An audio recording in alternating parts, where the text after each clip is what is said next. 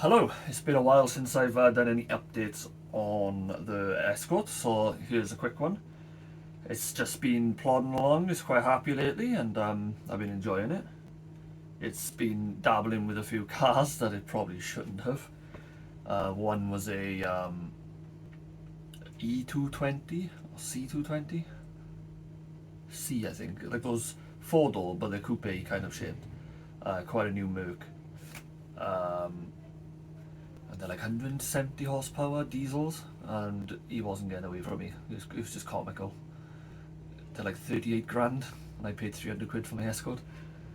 I mentioned a small fortune I've dropped on it. I had a bit of a dabble with a Type R the other day. That was stupid. It was stupid little cars. I hate them. But he wasn't getting away either. He had four people in the car. There was me and a girl in my car, and yeah, it just wasn't really getting away. And I'm quite surprised. So I thought, right, so what the hell? Why is it so nippy? So I took it on a before, and I'm planning to do an after. So I took it on a before dyno run, before I'm doing what I'm doing now, and it made 125 horsepower. I should have only made 113. So it's a bit confusing. Taking it apart, I've realised it's got a 2 litre MAF on it. It might have a 2 litre ECO. I still haven't checked actually. So if I remember, I will check when I'm putting it all back together. It's just more powerful than it should be, so it's quite confusing. I did actually half expect this, which is the Escort's engine, which is, for reasons I haven't explained yet, sat in my garage. I was half expecting it to say 2 litre on the side, but it does actually say 1.8, so I'm not that lucky. It's just a well kept, nippy, healthy little engine. I just don't understand why it's in such good nick, but it is. So I had a bit of bad news with the Capri the other day. I was struggling to get it to run properly. So I did a compression test, spur of the moment, and it's the same as it was before I did the gasket change, 75 across all four cylinders. So the engine's obviously suffered more damage than I first thought. I'm suspecting the rings have gone because the heat would have been uniform across all four. So I imagine all four would have suffered the same way. Other people are saying that it might be a warped head. In my head, a warped head would happen here, or maybe here, not continuously. And it doesn't leak. Actually, it did. The coolant system was a bit pressurized. Who knows? Either way, I don't even want to consider the Capri at the minute. I've put it back around the front. It's all back together. Not starting. I'm going to pick up a new engine for it. At this point, I've sourced a 1.8 exactly like this one out of an Escort. Not really what I was intending, but strap all the turbo stuff to it, the sump, everything. And it should make a good 250 horsepower, maybe even more. Who knows? The 1.8s aren't that far behind the 2 litres. It'd be quite interesting to see what it'll make. I didn't want to do it with 1.8, but whatever, it doesn't matter. I'm happy to just plot around in it for now. So just chuck a temporary engine in until I figure out what to do with the ST170, because I'm not giving up on it, but they're harder to forge because it's not common to find a low compression forged piston for it, so it's going to take some rooting around. Apparently you can machine the pistons. I don't know. It's just not something I'm willing to do right now, so anyway, so back to this. I was then looking at the Capri thinking, do I just rip the engine out? Kind of bored, if I'm honest. I've had a few days off work. I was like, should I? Nah. I looked at the Escort, which was, funny enough, parked on the side of it because I was using it to boost the battery on the Capri. And I thought, I might do the clutch, because the clutch pedal has been heavy since I've had it. Really, really heavy. And I've always put it down to old age, that the fingers on the clutch plate were just fatigued and kind of brittle, like when metal gets a bit past its use, and it's quite stiff. So I feel like it's just old springs on the pressure plate making the pedal hard.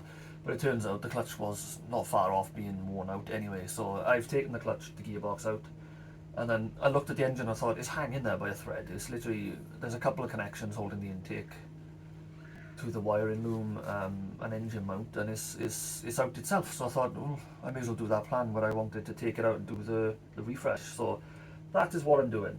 I'm going to paint it. All the bits that you can see are going to be painted, apart from obviously the alloy head. It's going to have a nice shiny cover, because basically like it kind of would have been new. So I'm going to paint it, refresh it, change the gaskets. I got a 4-branch to go on it, which I've been harbouring for the last couple of weeks.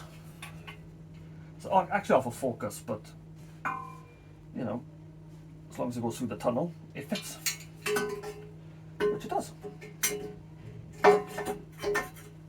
So that is to go on, and I'll adapt it to the rest of the system. It's a 2.5 inch, but I got a reducer to bring it down to a 2. I'm not changing the exhaust size. 2 inch is fine. It's a 1.8 at the end of the day. It doesn't need to breathe that much. A little bit concerned about the lambda sensor. It's very far back underneath. Hopefully the wire will extend that far. If not, I might have to bloody lengthen the wires, which is a bit more faffing than I thought I'd want to do. But there we are. So yeah, it's just going to get a gasket set, you know, all the seals. It's going to get spruced up. All nice. Do the timing belt, do the water pump. Because I have no history on the timing belt, and it's been on my mind. It's on 87,000 miles, so timing belt was kind of due. So yeah, enough waffle. I'm going to strip this down further now. I've stripped it down quite enough. Took the intake off. The intake's quite surprising to me. I didn't know much about those plastic ones, because when I think of an Escort or Fiesta, I think alloy intake. That one is very, very, very similar to the Focus item. And now I'm thinking to myself, that was the precursor to the blacktop Focus intake, I think. It even says 1.8 on it, just like the Focus one does. But the bore on the intake, it's small. It's quite a small hole. So here it is, here, 1.8. But that's a small intake. So you can't fit a larger throttle body like you would do with the other one, with the ST, with the 2-litre throttle body. It's too small. So it really is bottlenecked by that hole.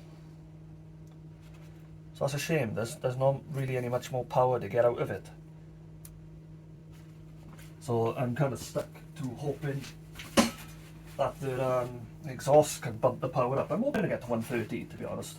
So then when all the engine's done, back in the car, I'll take it back to the rolling road, the same one, and hopefully it makes a little bit more. And I kind of prove then that the exhaust, you know, where the graph starts to climb, because there's a hell of a flat spot at about 3 to 3.5, and then it kicks off then at about 4ish. So you really got to rev these out. If you drive them right, they are quite nippy, but it's not very exciting in the lower RPMs. So I'm hoping to get rid of the flat spot and pick it up a bit in the middle of the range. But yeah, so I'm going to start stripping it down and prep it for paint, really. I'm not going to take the head off. There's no need to do the head gasket. I've done a compression test in the past. It's all like 175 or so it's all good. I'm not doing that, there's just no need. Yeah. Plus it's something I can do in the car if I need to, you know. So that's enough waffle. I'll crack on and you can have a little time lapse. I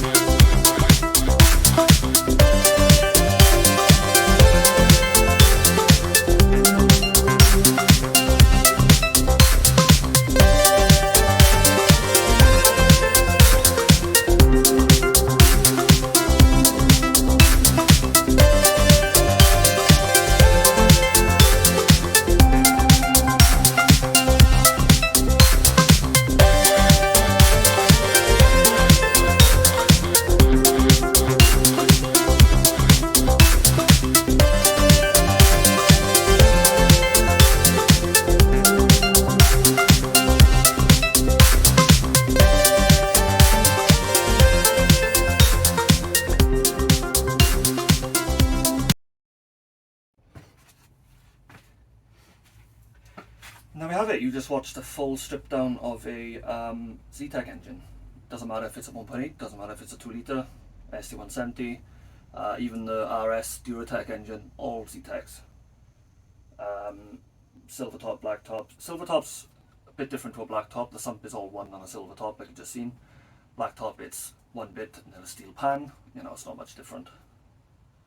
Yeah, it's a very simple and easy going engine to work on, especially if you want to get into engines. It's a very robust, strong engine. Cranks are stupidly strong. They get turbocharged left, right and centre these days, and they love it, they accept it. They're a bit lackluster in standard form, but you know, it's a 1992 technology, it's not exactly new, and plus Ford never did shoot for the stars with power, did they? Yeah, so I'm reasonably quite pleased with this engine. It's in good shape. Bit of rust around the bores, but it's an iron block. The propeller on the water pump is iron, or steel rather, and that was a bit corroded, but you know, if it's never been changed, it's not a problem. It's only 87,000. It's getting changed now. Yeah, the big end bearings seem solid. There's no shift in them. There's literally zero gunk in the pickup pipe. The sump is clean and clear. There's a bit of carbon build up in there, but you know, if it was driven like Miss Daisy, then it would have. Not like me, where I rag it every now and then, you know. I'm really pleased, yeah. So I'll start painting the block, start painting the sump, clean them, paint them, maybe clean up the head a little bit on the outside, even though you can't see next to none of it when it's installed. And then I'll slap the water pump on. Got new oil seals. I'll wait till I get them before I take these out though, because no my luck, I'll take them out, destroy them, and then I can't bloody get a new one. New timing belt, do all the timing, and it'll be a nice painted engine, and it'll go back in the car. I'll have all new sump gasket, head cam cover gasket. Yeah, it's a nice little intermediate spruce up of an engine that I'm not asking much of. It's a standard car as far as I'm concerned. You know, just gonna have a different exhaust in it, but that's about it. There's loose plans to turbo this in the future. I'm not sure, but now the sump is off, I have ordered a AN10 fitting that I might just fit to the sump while it's off and then bung it, and then when I actually come to turbo in it, I've already got the oil feed and I don't have to take the sump back off, so just take the bung off and just fit the line to it. Don't know. I like that this is an economical engine at the minute. Well, as far as I'm concerned, it is. When you drive 2.5 litres and 3 litres, or 1.8 is good on fuel. So I do, and especially the way the prices are. I put a tenner in earlier. I don't know why. 166. I didn't even get 6 litres. I've done 30 miles in the ST and it's gone again. So the way things are at the minute, it's handy to have a little economical engine on the go, especially the way I work. I travel quite far for work. So yeah, overall I'm quite pleased. It'll get tarted up now and it'll go back in, and I'll do another time lapse of that. So stick around for episode 2 of the engine. Do I call it a rebuild? No, engine dress up, tart up, refresh, engine refresh. Yeah, so again, really pleased. Nice condition, no qualms, nothing broke, nothing come off funny. Just happy. Yeah, I'll catch you in the next one then.